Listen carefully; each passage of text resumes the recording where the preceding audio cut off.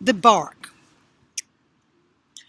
When you are throughoutly and totally absorbed in your presentation of the asana, forgetting neither the flesh nor the senses, when the 5 organs of action and 5 organs of perception are all brought into play in their correct function and relationship, that is pratyahara. Pratyahara is usually translated as withdrawal of the senses. This means drawing the senses from the periphery of its skin towards the core of the being, the soul. The moment the mind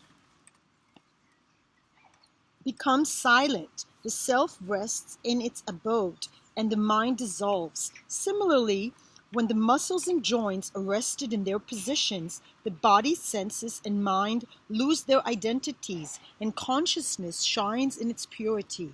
This is the meaning of pratyahara.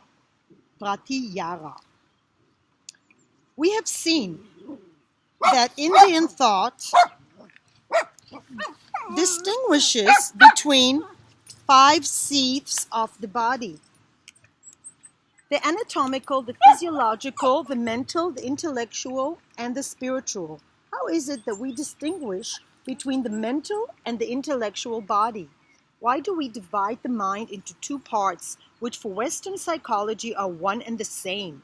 We distinguish between the mind, which gathers information, and the intelligence, which has the power to discriminate right from wrong and to reason clearly. Philosophy is not Eastern or Western. Methods are given by philosophers for individual development. You may be a Westerner and I am an Easterner. But your weaknesses and my weaknesses, your elation and my elation are the same. No distinctions need to be made between them. If Eastern and Western philosophies appear to be different in approach, you have to remember that Eastern philosophy is very old and Western philosophy much younger. Philosophy in the West is rationalistic. All things are discussed from the intelligence of the head and not from the intelligence of the heart. Yet a new distinction is emerging, even in the West.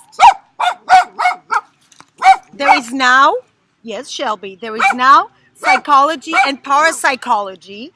So a new category has come into existence. Shh!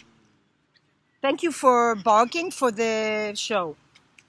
True philosophy is the blending of the intelligence of the head and the heart. As we have seen, taught, for example, by Buddha, Ramakrishna, Sri Ramanuja, and Saint Francis of Assisi, and other mystics from other traditions, I might add.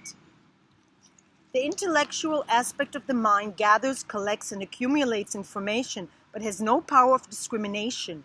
Discrimination is known as pratyahara. Pratyahara is the culturing and civilizing of the senses of perception.